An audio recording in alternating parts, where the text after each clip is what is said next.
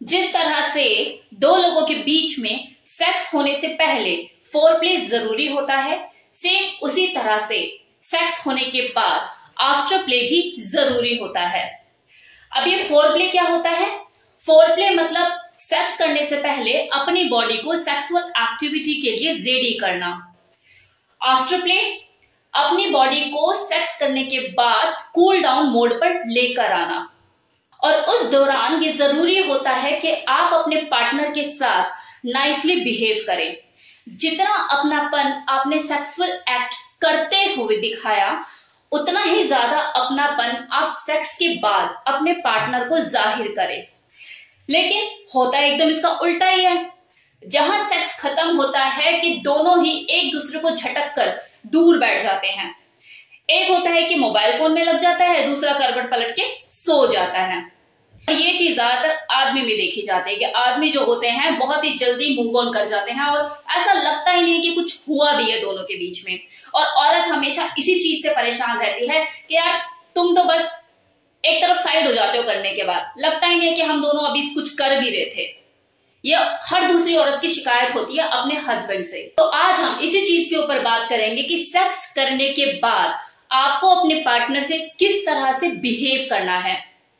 Sexual intercourse के बाद ये जो आफ्टर प्ले होता है, ये बहुत ही इंपॉर्टेंट रोल प्ले करता है आपके सेक्स को चैनलाइज करने के लिए एक ग्रेट रिलेशनशिप में।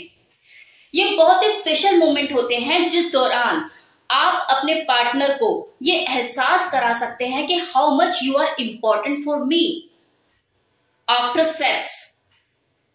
अब आपको करना क्या है?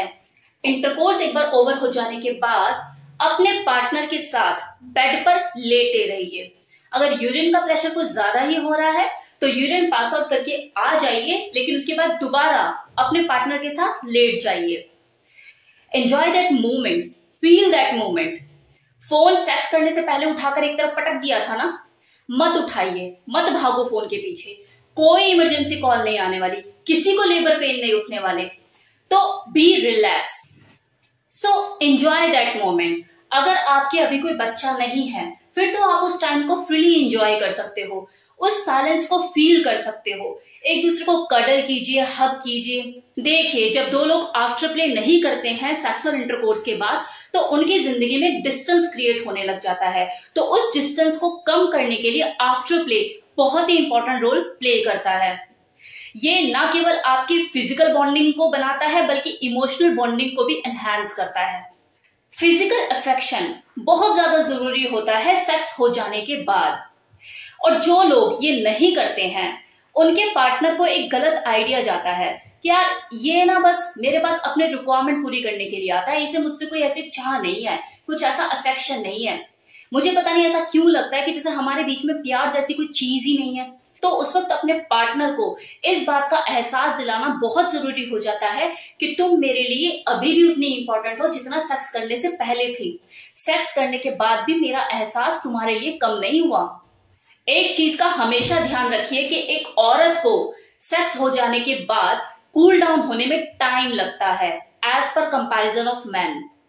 एक आदमी के साथ तो क्या होता है, जब वो ऑर्गेज्म तक पहुंच जाता है, उसका डिस्चार्ज हो जाता है, तो उसे कूल डाउन होने में कुछ मिनट ही लगते हैं। लेकिन वहीं एक जो फीमेल होती है, जब उसका ऑर्गेज्म रिलीज हो जाता है, उसके बाद उसके अंदर और ज्यादा क्रेविंग बढ़ जाती है इस चीज की कि यार मेरे साथ मेरा जो पार्टनर है वो लिपटा चिपटा रहे, तभी वो कूल डाउन हो पाती है।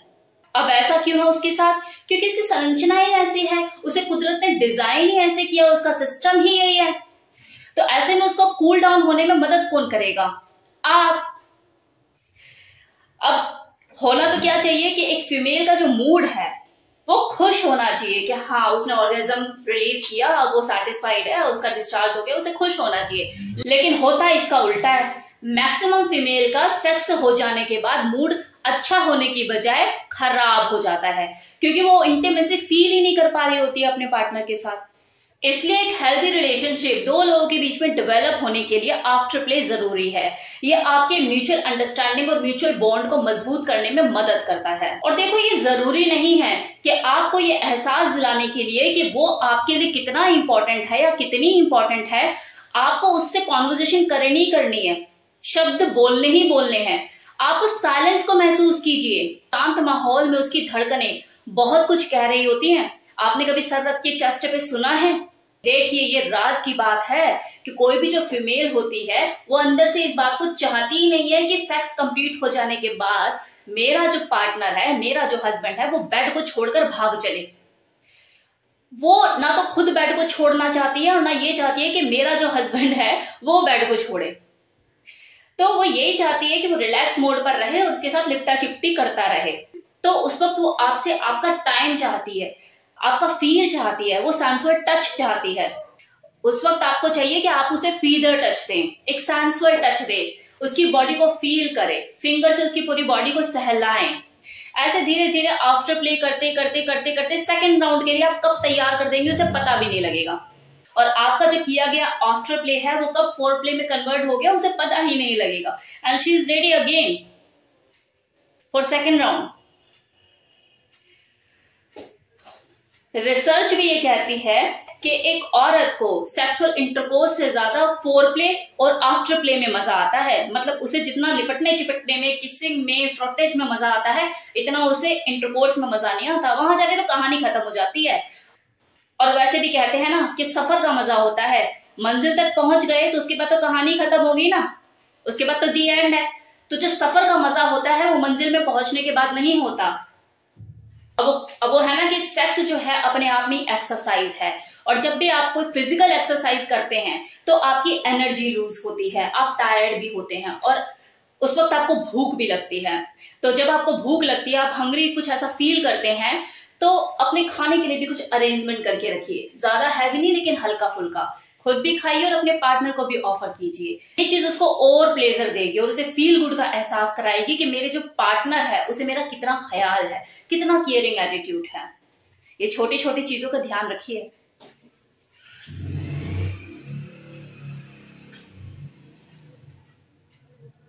अब 15-20 मिनट बिल्कुल रिलैक्स मोड में रहने के बाद आप कुछ बोल सकते हैं या कुछ पूछ सकते हैं कि यार मैंने ऐसे आज परफॉर्म किया, तुम्हें कैसा लगा? मैंने ये चीज नहीं ट्राई करी, तुम्हें कैसा लगा?